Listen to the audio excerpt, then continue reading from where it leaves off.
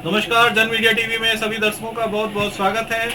हम पहुंच चुके हैं अभी त्रिलोकपुरी विधानसभा में, जहां पे हमारे साथ मौजूद हैं माइनॉरिटी विंग के प्रेसिडेंट विधानसभा त्रिलोकपुरी से शेर अली जी। नमस्कार शेर अली जी, आपका बहुत बहुत स्वागत है हमारे इस एपिसोड में। दिल्ली का रिपोर्ट कार्ड हमारा एपिसोद है। इसमें हमारे जो व्यूअर्स हैं वो आपसे जानना चाहेंगे कि आपने अपने राजनीतिक कैरियर की शुरुआत कैसे की, कौन है आपके प्रेरणा स्रोत और राजनीति में आप कैसे सेवा में आया। हमारे माननीय विधायक श्री रोहित कुमार महरोलिया जी, बड़े भाई हमारे, ये एरिया में बहुत अच्छा काम कर रहे थे और हमारा पुराना काफ़ी मिल्लतदारी थी इनसे। तो थोड़ा सा उनके कामों को देख के और केजरीवाल जी के काम को देख के दिल्ली में स्कूल बहुत अच्छे बनवाए, बच्चों के लिए शिक्षा का बहुत अच्छा किया।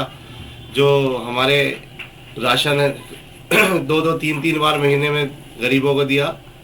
तो इनके कामों को देख के, और आप हॉस्पिटल देखेंगे, हॉस्पिटल इतने अच्छे हो गए हैं अब कि जो पहले हमारे यहाँ परेशानियाँ होती थी वो काफ़ी परेशानियाँ ख़त्म हो गई। तो इनके कामों को देख के और हमारे रोहित भाई जो इलाके में काम कराते थे उनके कामों को भी देख देख के बहुत अच्छा लगा, और इसलिए हमने, पहले हम कांग्रेस में थे, कांग्रेस छोड़ करके फिर हम आम आदमी पार्टी में रोहित भाई के साथ जुड़े। शेर अली जी, आप प्रेसिडेंट हैं माइनॉरिटी विंग के इस पर्टिकुलर विधानसभा में त्रिलोकपुरी में। क्या समस्याएं आती हैं माइनॉरिटी के, अगर एंगल से देखें तो? माइनॉरिटी से ये सर समस्याएं तो बहुत आती हैं, लेकिन क्या है कि अब थोड़ा सा आए हैं इसी वजह से, तो अब थोड़ा सा पार्टी में काम करने का हमें जज्बा मिला है, और हमारे विधायक जो हैं वो काफ़ी हमारे को हिम्मत बंधा रहे हैं आगे बढ़ने के लिए। तो अब जैसा भी है आगे अब लगे हैं, जैसा भी होगा अब देखते हैं क्या क्या हमें मिलता है इसका बेनिफिट पार्टी से जुड़ने का। जी, आम आदमी पार्टी पे कांग्रेस और बीजेपी दोनों ने ही एक तरफ से हल्ला बोलना शुरू कर दिया है। जैसा आपका प्रचार भी है कि एमसीडी में भी केजरीवाल, तो ये जो हल्ला है वो हल्ला क्या आप झेल पाएंगे? आपको लगता है कि आप सामर्थ्यवान है कि इस बार जो है सो आप लोग निकाल जाएंगे? इसमें तो हल्ला झेलने का तो सर बहुत इजी है, इसमें कोई परेशानी नहीं। उनके काम ही इतने सारे अच्छे हो चुके हैं दिल्ली के अंदर। केजरीवाल जी के बच्चे से लेके बड़े जवान छात्र, शिक्षा को लेकर के सारी जनता जो हमारी दिल्ली की सब खुश है इनके कामों से। तो राइट बनता है कि हमारा पूरा अधिकार है इसमें आने के लिए। तो यही हमारा है कि कोई इनसे पीछे हटने का तो कोई मुद्दा ही नहीं हमारे लिए। सारे काम हमारे अच्छे हैं, शिक्षा को ले लो, बिजली को ले लो, पानी को ले लो, तो सारी सुविधाएं केजरीवाल जी ने दे रखी। माता बहनों के लिए बस फ्री कर रखा है। तो सारी सुविधाएं जब हमें मिल रही हैं हमारी जनता को दिल्ली की, तो इसमें हल्ला बोलने से हमें कोई डरने वाले तो है नहीं। मैदान में डट के काम करने वाले हम सब। ठीक है शेर अली जी, अगर मान लीजिए जैसे कि एमसीडी में आप लोग आते हैं जी, आपके वार्ड 1 की बात करें, कौन से प्रमुख कार्य आप अंजाम देंगे? आपको क्या लगता है कि कौन से प्रमुख कार्य करने चाहिए? देखो, प्रमुख कार्य तो यही है कि हम चाहेंगे, पहले हमारे यहाँ जो थोड़े नालियों की दिक्कत है, सीवरों की दिक्कत है, पार्कों की ज़्यादा दिक्कत होती है, इन पे मुद्दों को लेके काम करेंगे। दूसरा, जो हमारे एरिया में जो भी समस्याएं होंगी हमारी, सब पे ध्यान दिया जाएगा।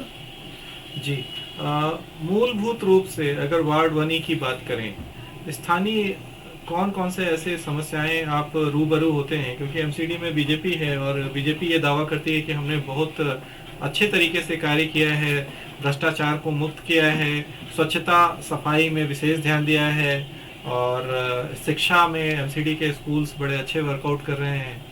कैसे देखेंगे इनके दावों को? देखें, मैं इंदिरा मार्केट में मेरा वर्क है।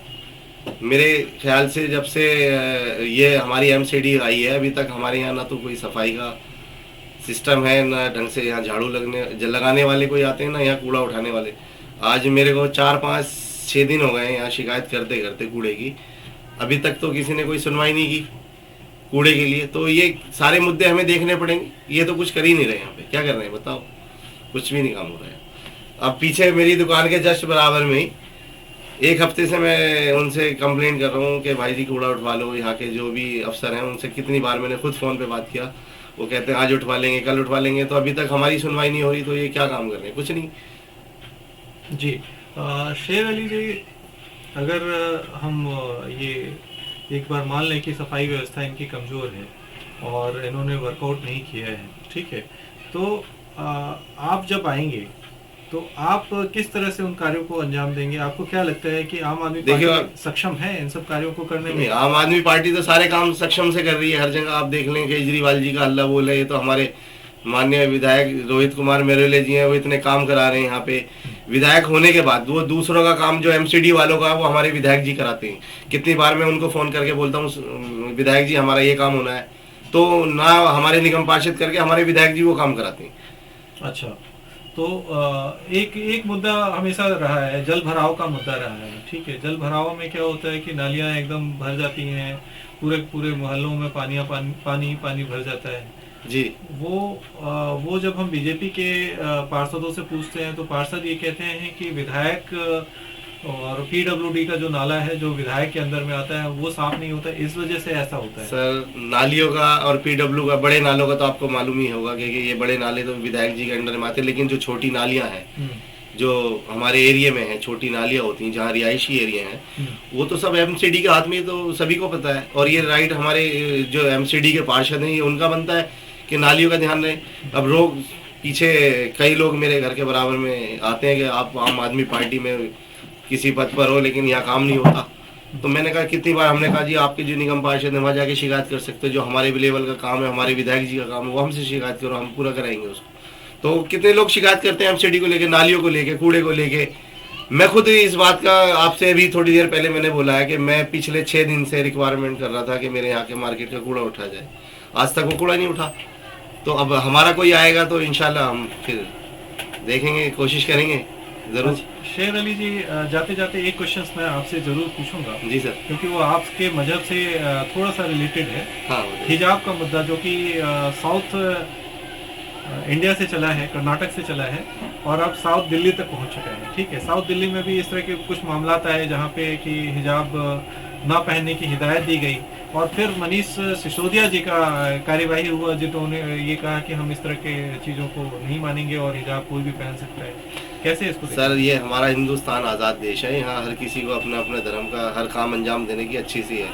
तो ये तो एक बीजेपी के पास कोई इशू तो रहा नहीं और उनको देख रहे हैं हर जगह से हम हार रहे हैं, उनको हार का पहले ही आगाज हो चुका, तो उनके लिए तो कोई मुद्दा चाहिए था ना।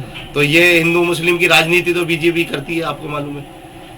तो हिजाब का तो पहले से क्या हमारी लड़कियां हिजाब पहन के नहीं जाती थी, या अभी कोई पहली बार तो वो हिजाब पहन के नहीं गए।